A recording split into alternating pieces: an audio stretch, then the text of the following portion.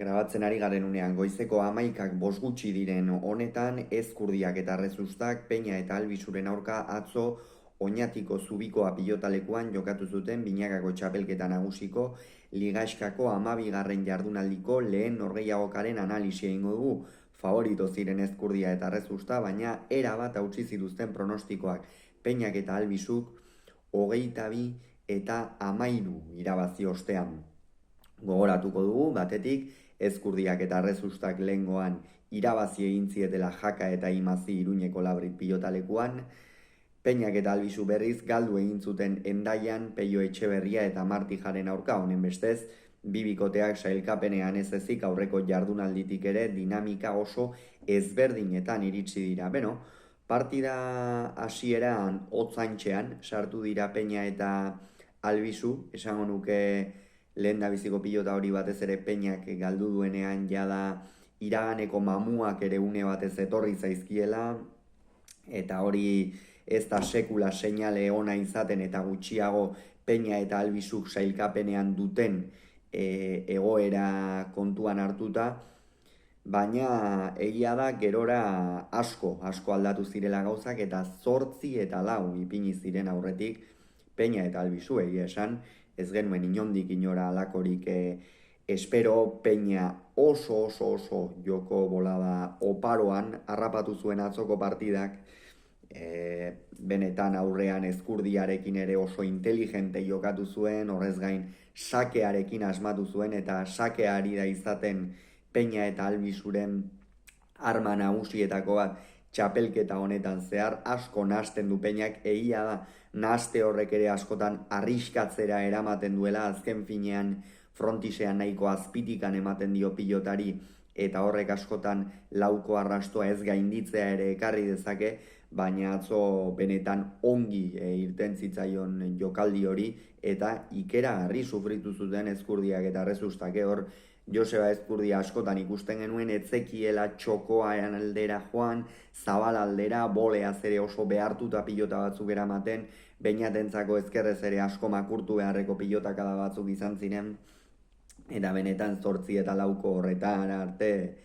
oso ongi aritu ziren. Gerora baina erreakzioa izan zuten Ezkurdiak eta Errezustak, bi atzelariek eman zuten erakustaldia apartekoa izan zen, sekulako piloteoak jo zituzten eta benetan pozgarria izan zen, egia esan lehengoan bai Markinan ikusi genuen, Mari Ezkurrena eta Zabaletaren artean, baina aspaldian ikusi gabea ginen bi horien artean ez ezik alako piloteo eder bat atzelarien artean, bada atzo ikusi genuen eta benetan esan dugun bezala ederra izan zen. Eta gero Ezkurdia berpiztu zen, aurrean jokoa nahasten hasi zen, bazekien jada zama apur bat bizkarrean hartu beharra zeukala Arbizuarrak, eta nik uste hor asmatu zuela batez ere boleaz eta ongi bihurritu zuen, gero Ormabikoaren bitartez moztuz eta apur bat Peña eta Albisu saiatu zen nahasten edo, baina bederatzina berdindu zuten, baina horixe izan zen partidako azken berdinketa. Hain zuzen ere,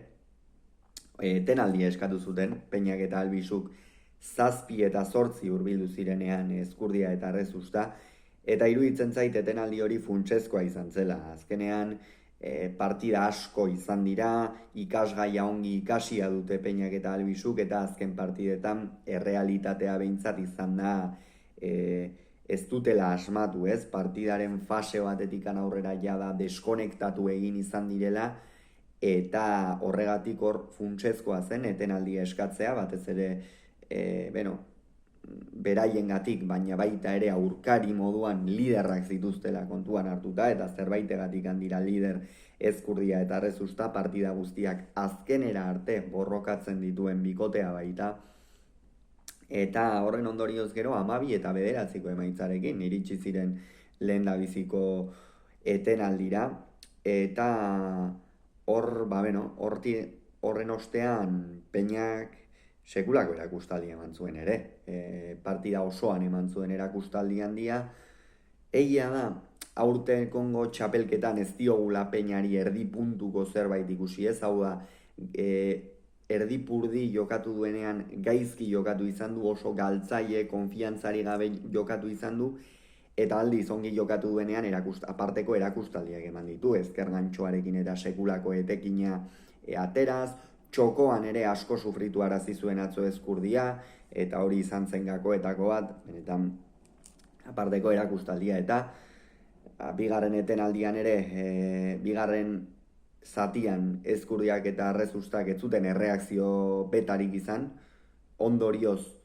18 eta 10 ipini ziren aurretik, Peña eta Albizuk, Jonander Albizuk ere esan dugu lehen zatia, baina aparteko erakustaldia eman zuen, egia da partida hasieran 4 pilota galdu zituela,